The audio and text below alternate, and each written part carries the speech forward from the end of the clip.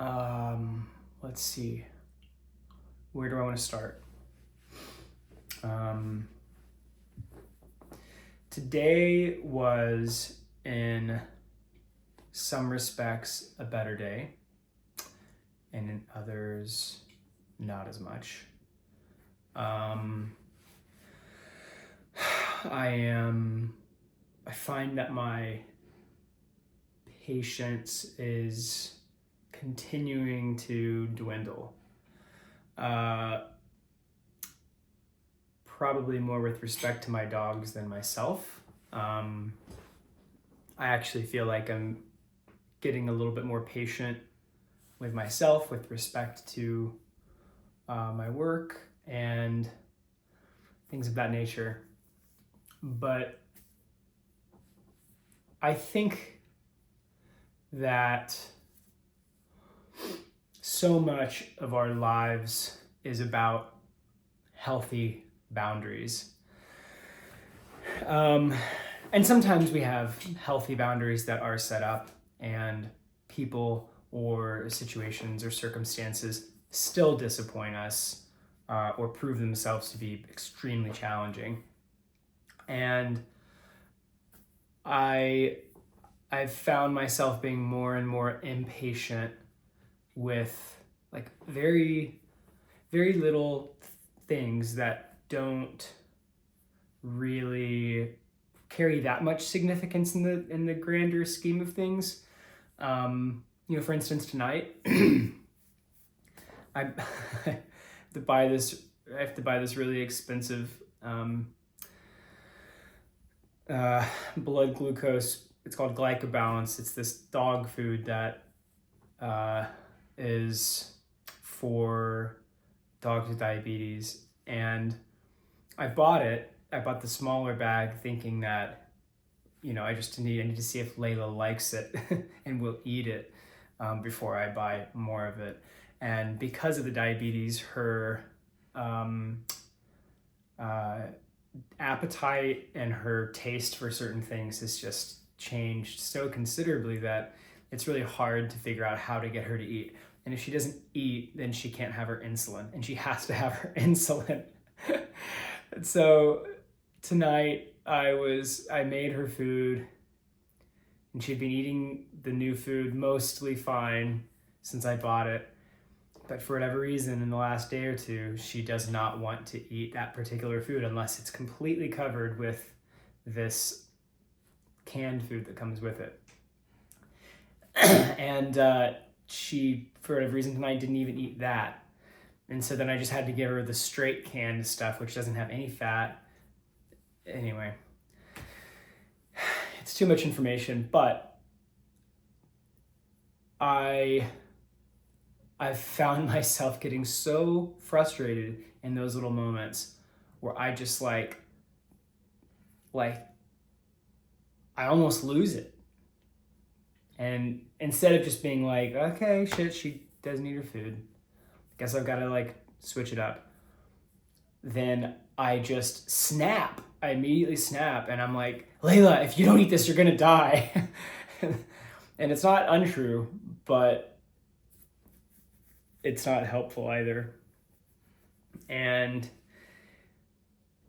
this road for me, and this road for her, is frankly taking a really big toll on me.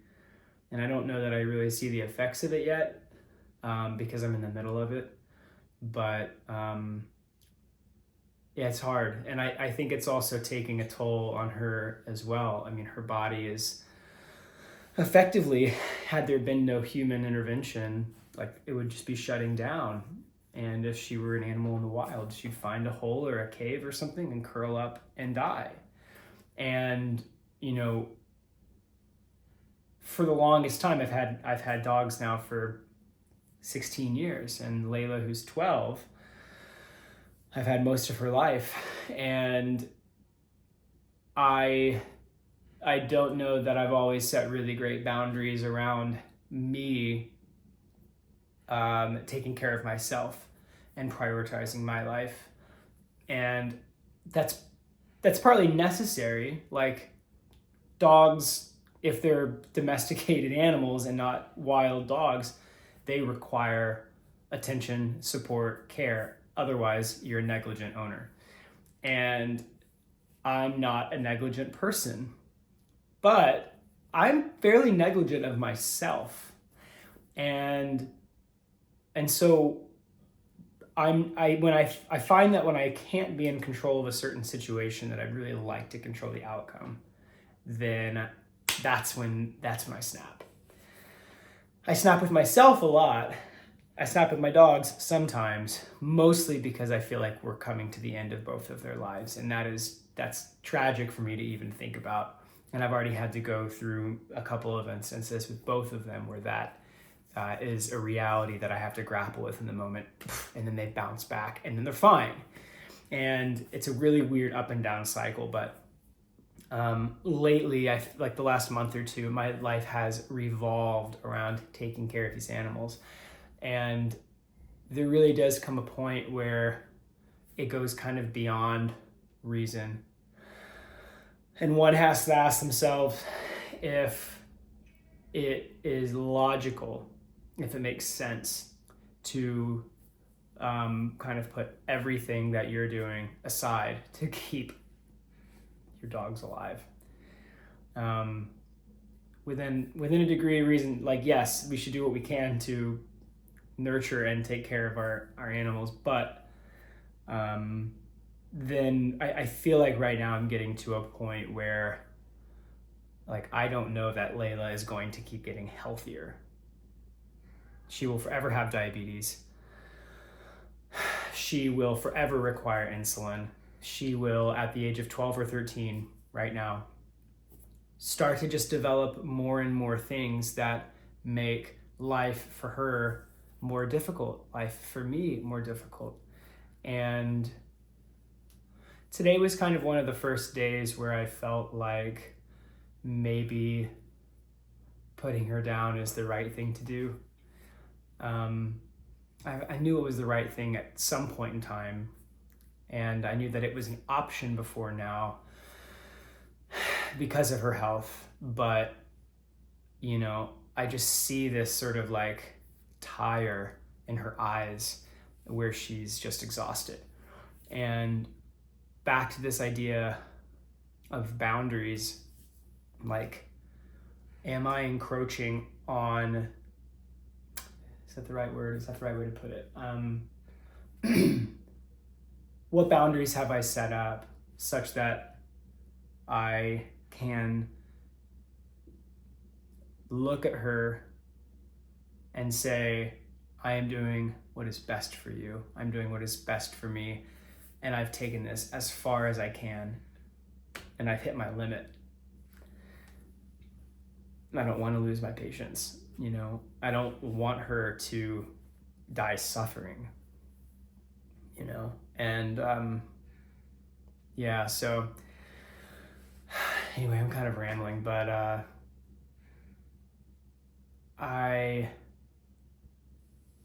am gonna try really hard to explore for myself what the notion of boundaries looks like and what types of things do I need to do in this year to be able to look around me and see what is best for myself, what is best for the people or the animals around me.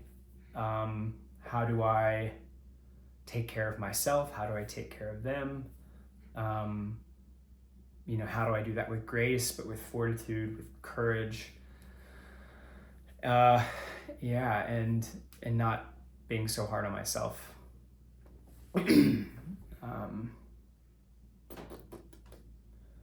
So it's a lot to consider. But yeah, I think I'm at a threshold with Layla. I think I have to decide pretty quickly what's going to happen. And I think honestly with more and more insulin, I'm injecting her twice a day now, so 4 times a day. And her poor little back has just got needle marks, and at some point I wasn't doing the injecting properly, but she's fine. but still, just like, it's hard, and it's hard to see her like this, and it's hard to feel like this.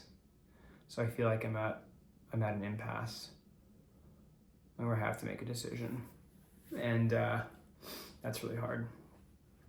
So, moral of the story is we will oftentimes forfeit so many aspects of ourself to make sure that something else is taken care of. But we are often doing ourselves a disservice if we are not taking care of ourselves first, if those things we are responsible to. So something good to think about. On a positive note, I have been taking some steps toward boundaries in my life that I didn't have over the holidays. And before I was having to work out of my house, which was just, I freaking hate doing, for the most part. I like going to a space where I can be around people since I don't have like a conventional job. And so, but when I'm here and my dogs are, distracting me, or they have to go out every hour, I'm like, and they don't really have to go out every hour, they're just being annoying. Then I don't get as much done, and then I feel terrible about myself that day, and then the process kind of ensues. So lately I've been leaving the house, been biking to co-working space, getting my stuff done, and then coming back with a renewed sense of joy, seeing my pets and being in my apartment. In the mornings I'm waking up and doing morning pages. It's from the book The Artist's Way. So I've been doing that. It's going okay. It's been a really nice practice in the morning. I need to start doing it earlier. Making my dinner, winding down at a proper time, getting good exercise. It sucks all those things don't feel like enough. I still feel like I'm falling short, but that's life, I guess. So, I think that's it for the night. I'm pooped, and I'm ready to wind down and go to bed. Once again, I did not want to sit down and do this, but I'm glad I did. And maybe one day, whoever's watching this, you'll go back and see these from years back and be like, dude, remember that time? And I will go back and look at these and say to myself, dude, remember that time? But I'm glad I'm doing this, and grateful you're watching. So thanks, and I will see you tomorrow.